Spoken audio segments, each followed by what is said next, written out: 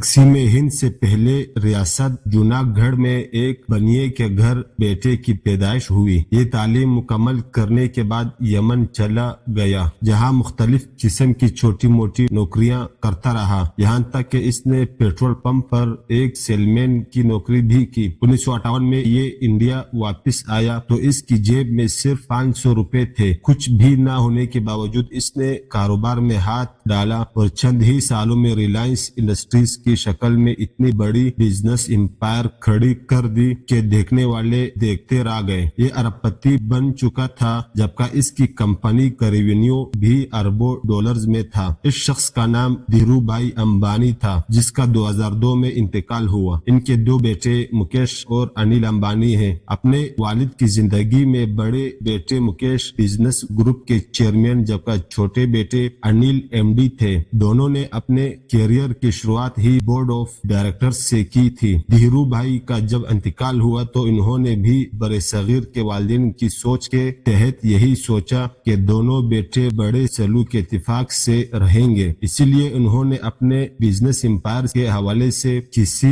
قسم کی کوئی وصیت نہیں چھوڑی۔ والد کے انتقال کے بعد بڑے بیٹے یعنی مکیش کو کمپنی کا چیئرمین اور ایم ڈی بنا دیا گیا، جبکہ چھوٹے بیٹے انل امبانی کو ریلائنس انڈسٹریز وائس چیئرمین بنا دیا گیا۔ باپ کے انتقال کے بعد کچھ دن تک تو دونوں کے معاملات بڑے بہتر چلتے رہے، لیکن کچھ ہی عرصے کے بعد لڑائی جھگڑے شروع ہو گئے۔ آئے روز کوئی نہ کوئی خبر باہر آتی رہتی، جس کی وجہ سے اسٹاک مارکیٹ میں کمپنی کے شیئرز پر منفی اثرات پڑتے گئے۔ 2 سال تک تمام تر لڑائیوں کے باوجود دونوں بھائی اکٹھے رہے، لیکن اب ان کے صبر کا پیمانہ لبریز ہو چکا تھا۔ دونوں اس حد تک آگے بڑھ گئے تھے کہ ایک دوسرے کے خلاف پریس کانفرنسز کرنے لگے۔ اس کے ساتھ ساتھ دونوں بھائیوں نے ایک دوسرے پر الزام لگاتے ہوئے وزیر اعظم تک کو خط لکھ دیے۔ یہ دونوں اس حد تک ایک دوسرے کے خلاف جا چکے تھے کہ ان کے واپسی ناممکن تھی۔ ایسے میں ان کی ماں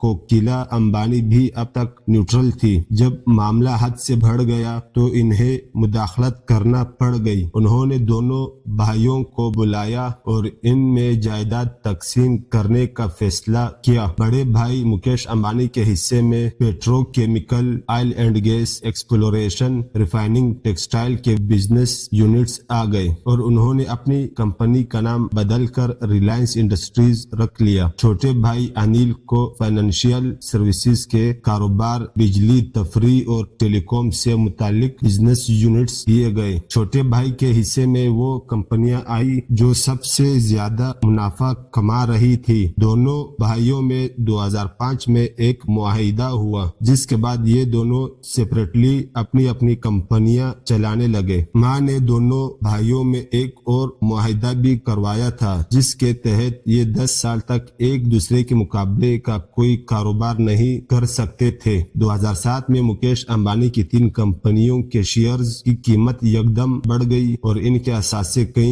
گنا بڑھ گئے، لیکن چھوٹے بھائی انل امبانی بھی کچھ زیادہ پیچھے نہیں تھے۔ 2008 کی فوربس لسٹ کے مطابق مکیش امبانی 43 ارب ڈالرز کے ساتھ دنیا کے 5ویں اور انل امبانی 42 ارب ڈالرز کے اثاثوں کے ساتھ دنیا کے 6 امیر ترین آدمی بن گئے تھے۔ انل کے پاس زیادہ منافع کمانے والی کمپنیاں تھی، اس لیے توقع کی جا رہی تھی کہ لانگ ٹرم میں وہ اپنے بڑے بھائی مکیش امبانی کو دولت کی ریل پیل میں پیچھے چھوڑ دیں گے۔ 2005 میں انل امبانی نے 700 سے زائد سنیما سکرین رکھنے والی کمپنی خریدی، جبکہ 2008 میں انہوں نے ایک پروڈکشن کمپنی کے ساتھ 1.2 ارب ڈالرز کا معاہدہ کیا۔ اس فرنچائز نے کئی شاندار فلمیں پروڈیوس کی، جن میں اکیڈمی ایوارڈ یافتہ لنکن بھی شامل ہے۔ ان کا تیزی سے اثر و رسوخ بڑھتا جا رہا تھا۔ یہ بڑے بڑے سیاستدانوں اور ہالی ووڈ کے فلمی ستاروں کے ساتھ نظر آنے لگے تھے۔ یہ ہیلی کاپٹر کے ذریعے جنوبی ممبئی کے اپنے گھر سے نیو ممبئی میں اپنے دفتر جایا کرتے تھے۔ انہیں इंडिया में सेलिब्रिटी का दर्जा मिल चुका था। ये जहां जाते मीडिया इनकी एक झलक कैप्चर करने के लिए इनके पीछे पीछे होता था। हर अखबार और टीवी चैनल पर इन्हीं के नाम का डंका बजता था। अनिल को विरासत में रिलायंस कम्युनिकेशन भी मिली थी, जो इस वक्त इंडिया की दूसरी सबसे बड़ी कंपनी थी। ये बड़ी तेजी के साथ तरक्की कर रही थी, लेकिन अनफॉर्चुनेटली वक्त के साथ नहीं चल रही थी। रिलायंस कम्युनिकेशन के पास 2G और 3G टेक्नोलॉजी का लाइसेंस था। ये इस जमाने में बहुत बड़ी कंपनी थी, लेकिन 4G की आमद के साथ ये नीचे जाने लगी। इसी कंपनी से अनिल अंबानी की दौलत का बड़ा हिस्सा आता था। 2015 में जब इनका वो मुआहिदा खत्म हुआ जो इनकी मां ने करवाया था कि ये एक दूसरे के मुकाबिल में कोई भी बिजनेस स्टार्ट नहीं करेंगे, वो खत्म हो गया, तो मुकेश ने फौरी तौर पर जियो के नाम से टेली कम्युनिकेशन कंपनी लॉन्च कर दी। इनके पास 4G का लाइसेंस भी मौजूद था। जियो के आने से रिलायंस कम्युनिकेशन का डाउनफॉल शुरू हुआ। अगले 3 सालों में अनिल अंबानी की कंपनी रिलायंस कम्युनिकेशन अपने 98% असासों से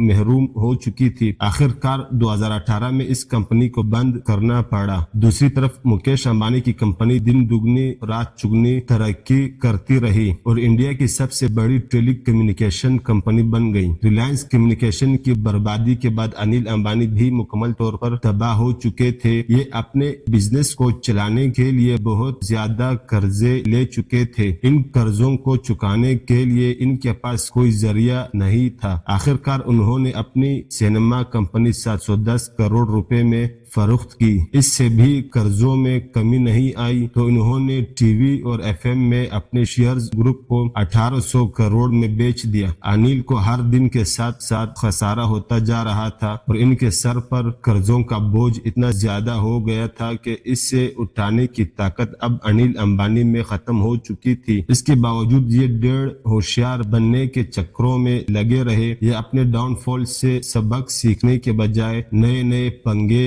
लेते चले गए। उन्होंने मुंबई सीलिंग ब्रिज बनाने का ठेका इंतहाई कम पैसों में लिया। इस प्रोजेक्ट को पूरा करने के लिए उन्होंने भारी कर्जे लिए। इससे प्रोजेक्ट तो मुकम्मल हो गया, लेकिन अनिल को माली फायदा कुछ नहीं हुआ। इनकी एम्पायर तबाह होती जा रही थी, लेकिन ना तो वो सबक सीखने के लिए तैयार थे और न ही उन्होंने किसी किस्म का कोई सबक सीखा। अब की बार उन्होंने दिफाई शोबे में टांग अड़ाने का फैसला किया। इनके पास इस शोबे का कोई तजर्बा नहीं था, लेकिन इसके बावजूद उन्होंने एक दिफाई कंपनी खरीद ली। जब उन्होंने ये कंपनी खरीदी तो इस वक्त इसकी वैल्यू $1 अरब के करीब थी, लेकिन जो ही उन्होंने खरीदी तो इसके शेयर्स 90% गिर गए। कंपनी की वैल्यू $1 अरब से कम होकर सिर्फ $100 मिलियन रह गई। अब ये और भी मुसीबत में पड़ चुके थे। इनकी एनर्जी सेक्टर वाली कंपनी मुनाफे में थी, लेकिन कर्जों का बोझ हल्का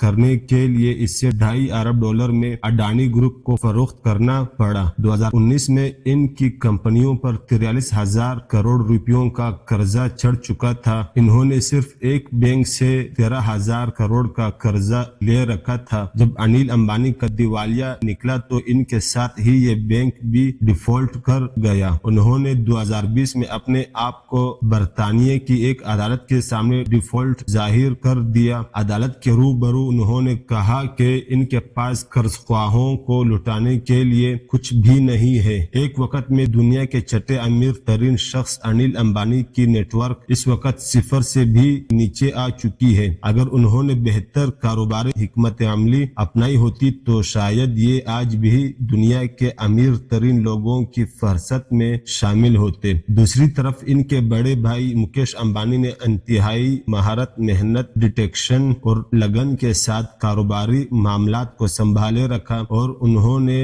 बरोकत दुरुस्त फैसले किए। अगरचा उन्होंने भी अपसेट डाउन्स का सामना करना पड़ा, लेकिन वो आज इंडिया के सबसे अमीर तरीन आदमी है। जबकि अगर इसके छोटे भाई अनिल अंबानी को देखें तो इनके दोनों हाथ खाली के खाली रह गए।